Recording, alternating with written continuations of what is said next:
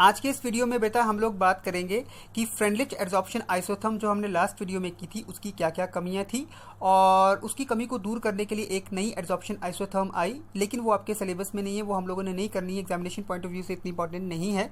ठीक है, और साथ में बात करेंगे कि किस प्रकार से एडजॉर्प्शन आइसोबार क्या होती है। तो पहले देखते हैं कि फ्रेंडलिच एडजॉर्प्शन आइसोथर्म की कमी क्या थी।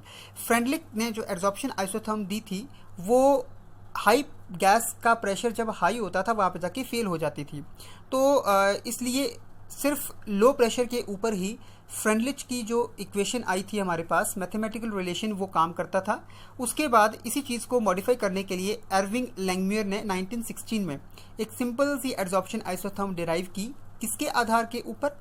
काइनेटिक थ्योरी ऑफ गैसेस के बेसिस के ऊपर, और उसको नाम दिया गया लैंगम्यूर एडजॉर्प्शन आइसोथर्म। हमने बस इतना ही करना है कि भी वो हाई प्रेशर पे काम नहीं कर पाई, इसलिए लैंगम्यूर नाम के एक साइंटिस्ट थे, उन्होंने काइनेटिक थ्योरी ऑफ गैसेस के बेसिस के ऊपर एक नई एडजॉर्प्शन आइसोथर्म दी और उसको नाम दिया गया लैंगम्यूर एडजॉर्प्शन आइसोथर्म। अब हम बात करते हैं एडजॉर्प्शन आइसोबार्स की। बेटा हम लोगों को पता है कि विद इंक्रीज इन टेम्परेचर बढ़ाने के साथ गैस की एडजॉर्प्शन x/m जो है वो डिक्रीज करती है और प्रेशर इंक्रीज करने के साथ इंक्रीज करती है।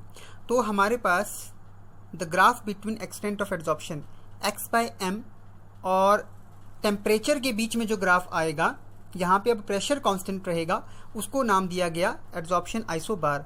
एडजॉर्प्शन आइसोथर्म में क्या था?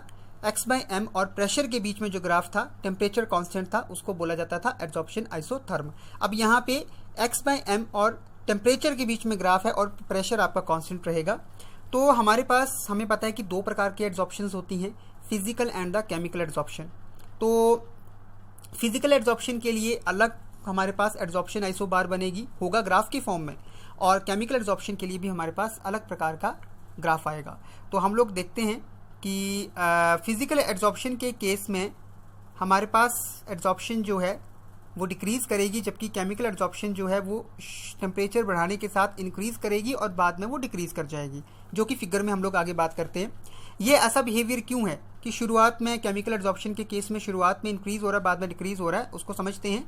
This behaviour is expected because like all chemical reactions, सभी केमिकल रिएक्शंस की तरह यहाँ पे भी हम लोगों को केमिकल एडजॉर्प्शन के लिए एक्टिवेशन एनर्जी चाहिए, क्योंकि केमिकल रिएक्शंस होंगी। लो टेम्परेचर के ऊपर जो एडजॉर्प्शन है वो बहुत कम होगी।